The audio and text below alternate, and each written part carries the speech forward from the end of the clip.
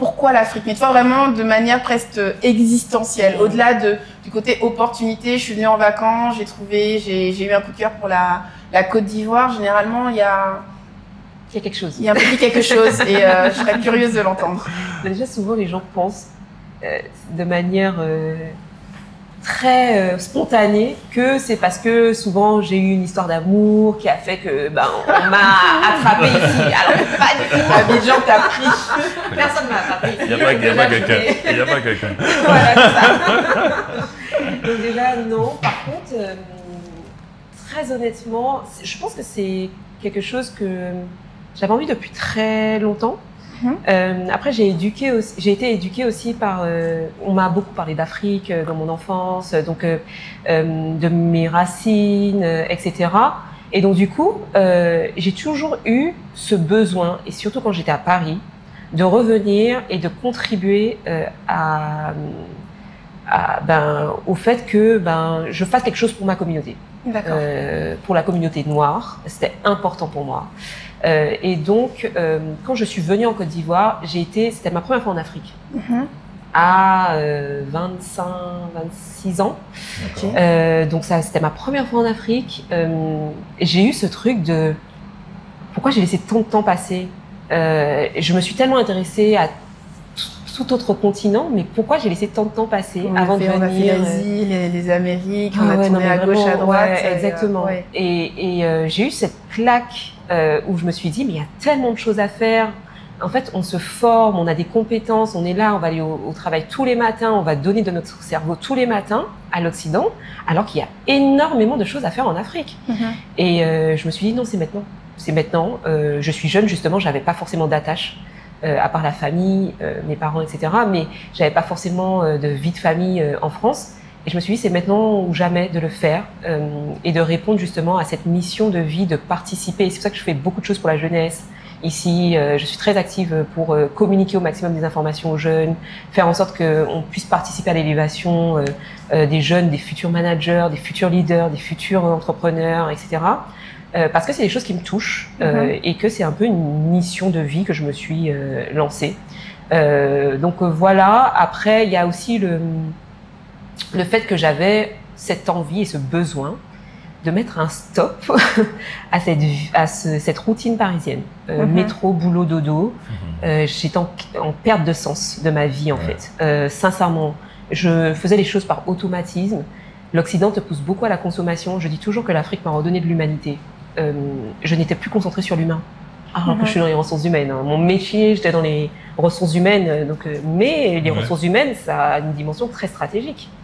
Et même au niveau de mon quotidien, je me suis rendu compte qu'effectivement, Paris, ça te pousse à ça, à te déshumaniser un peu et à penser qu'à ta tête parce que tu es en mode survie, en fait. Et alors, un an plus tard, tu as le sentiment que ça a répondu à tes attentes? Tu as retrouvé un peu plus d'humanité? Ah, mais totalement. Et c'est ce qui fait que je suis aussi stimulée d'être ici.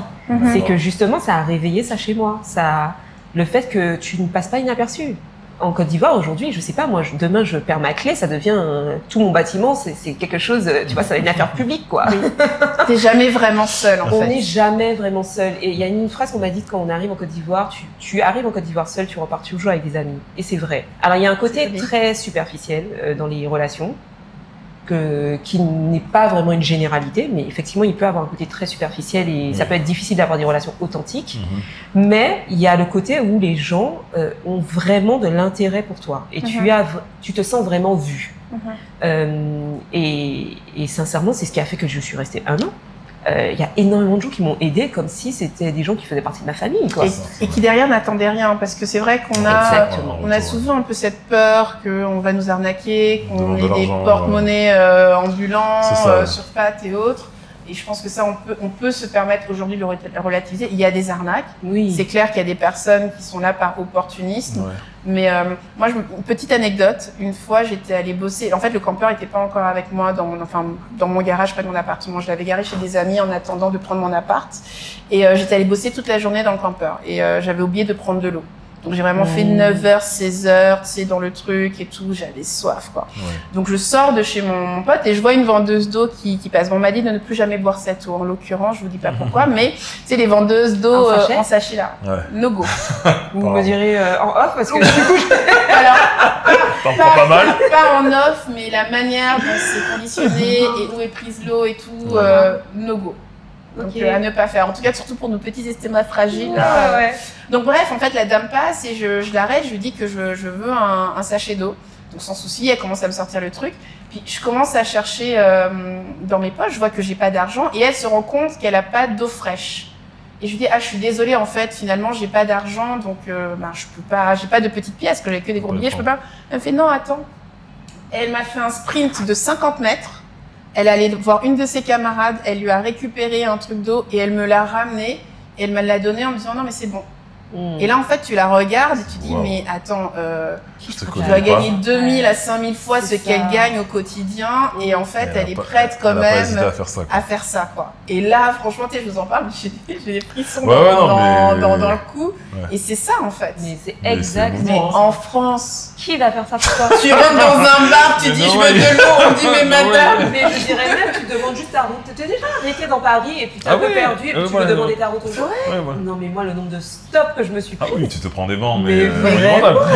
Monumental. Et ça, c'est vraiment, je pense qu'effectivement, cette chaleur-là, on le dit, on va le dire encore et encore, mais c'est et tant que tu ne le vis pas, tu comprends pas. Tu comprends pas. Et c'est difficile de l'exprimer aux gens. Oui. Moi, je le dis toujours que je suis venue en Côte d'Ivoire par rapport aux gens. C'est ce qui m'a attiré le plus.